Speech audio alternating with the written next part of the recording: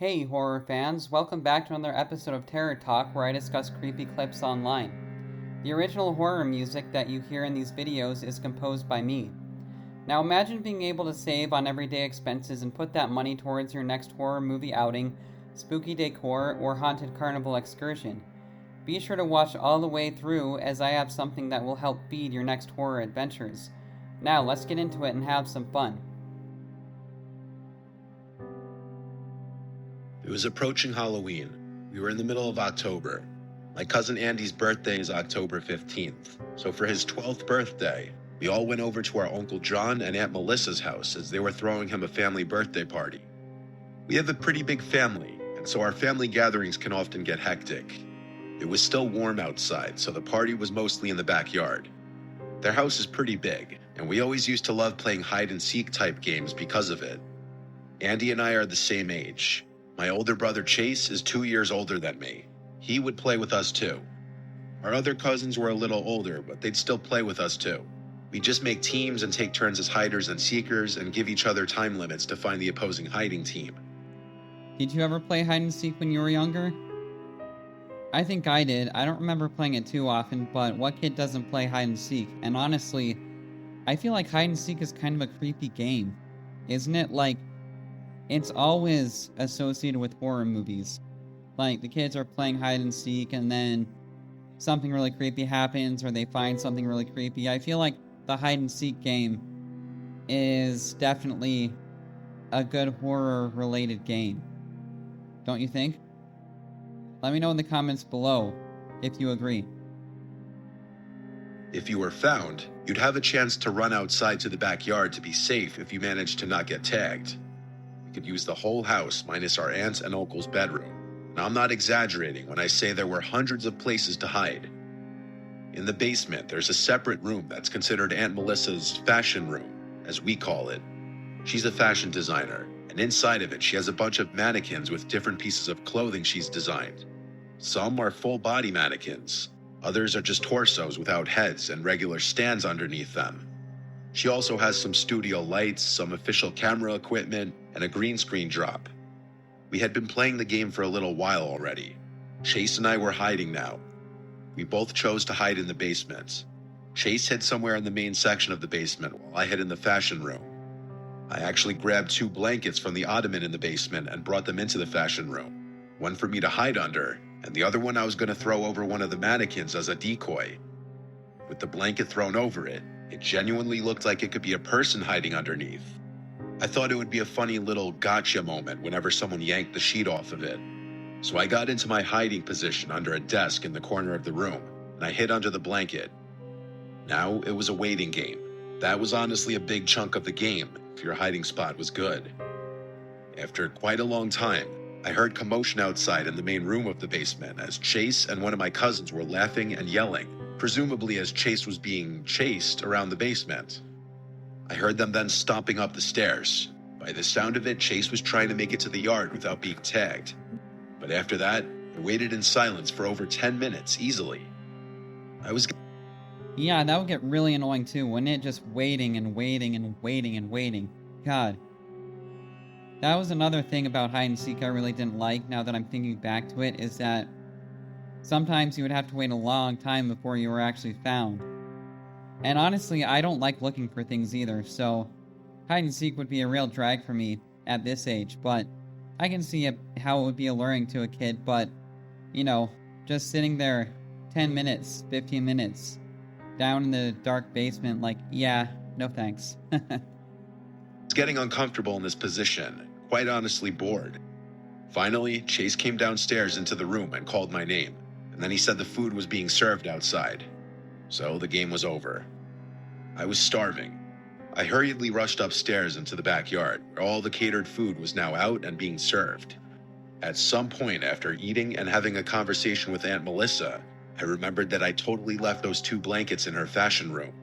Most importantly, that I left one over her mannequin, which she would not be happy about. So after going to the bathroom, I went back down to the basement and to the fashion room, where I turned on the light and saw that the blanket was no longer on that mannequin. Rather, the blanket was covering something else. It appeared to be another mannequin. though this one seemed to be propped in a seated position, which I wasn't aware of any mannequins that were in a seated position. The closer I got, I started to realize that it was moving, and I heard breathing. On top of that, there was this funky smell that wasn't there before. There was a person under there. But who? I laughed and said, "Who is that?" They didn't answer. I felt this feeling of uneasiness growing in my stomach. Yeah, when you're a kid, you laugh and say, haha, who is that? What joke is this? But if you're a grown up, you obviously know in that situation and in that moment that something would be dreadfully, horribly wrong.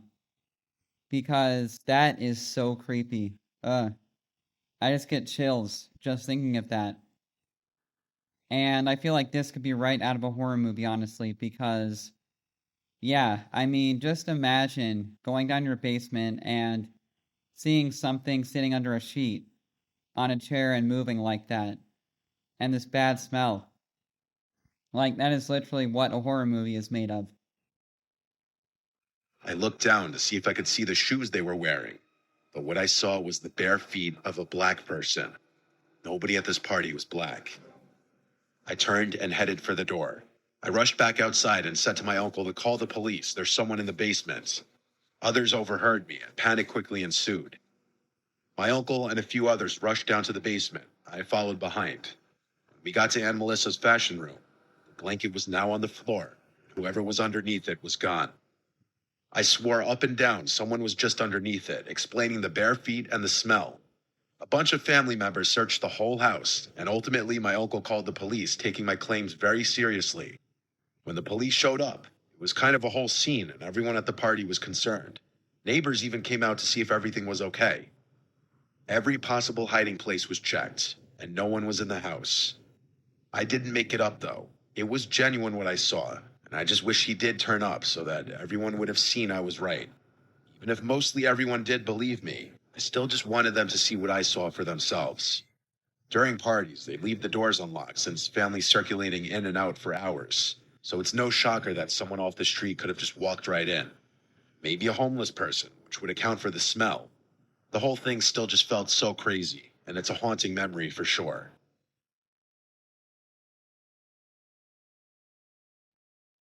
What I really like about this story is that the father, uncle, whoever it was, actually believed him. And I feel like a lot of adults would blow something like this off. They'd be like, oh, yeah, no, you're just seeing things, or yeah, you're just letting your imagination run wild, that kind of thing. But I feel like when kids bring this kind of stuff up, it is important to believe them because why else would they make it up? I mean, I'm sure some kids out there just want attention and make up things to get attention, which isn't great. And if they're known for doing that, then you should have a right to be skeptical. But if the kid who is a part of this story is never known for lying, then definitely believe them because something like that is serious. And of course, when they go down, the guy is gone. Like the guy's usually gone. And they're usually not dumb enough to stick around when they go and ask for help.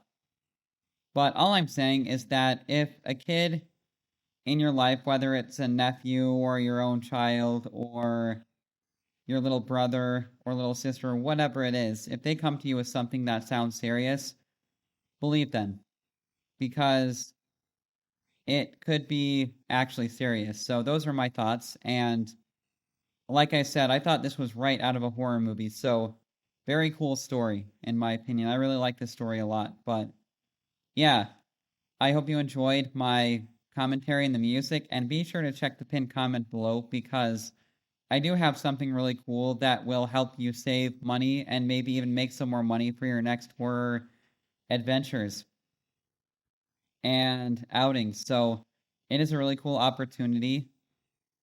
And I hope that you check it out. And I will see you in the next video.